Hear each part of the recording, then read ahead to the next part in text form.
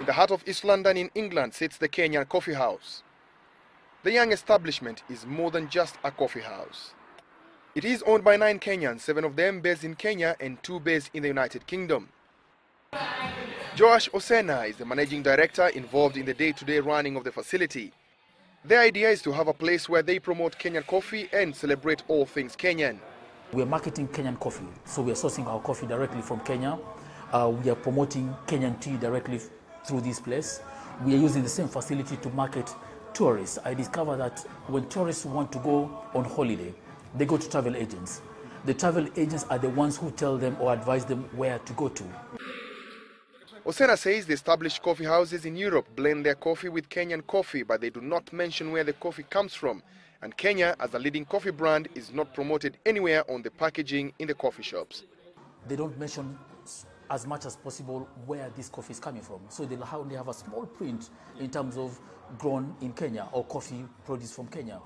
But I discovered that they are making money off a produce from Kenya without necessarily promoting the country. The Kenya Coffee House was officially opened by the Speaker of the Kenya National Assembly, Justin Muturi. The response from the locals has been positive. We've had so many local British people coming in here. Some of them who are saying they were born in Kenya, some of them who say they go to Kenya on holiday every 2-3 times a year. So the response has been very, very good. Images of Kenya's conquerors in sports dot the walls. One of the key things that identify it as a Kenyan establishment. They range from athletics to football.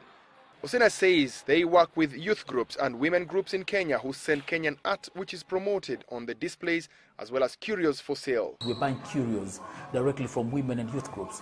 Where we are buying directly from them, we are paying them, and we are left without a hurdle of selling. And our idea is the more we open the locations, the more we'll sell more of those curios, the more we'll keep them in permanent employment. They have approached the Kenya Tourism Board, Brand Kenya and the Tourism Ministry to explore ways they can work together. But no working relationship has been established just yet.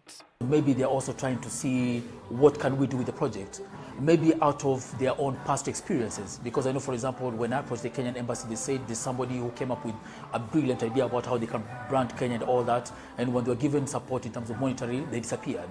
So I think maybe they might be looking at us and trying to see what are we doing.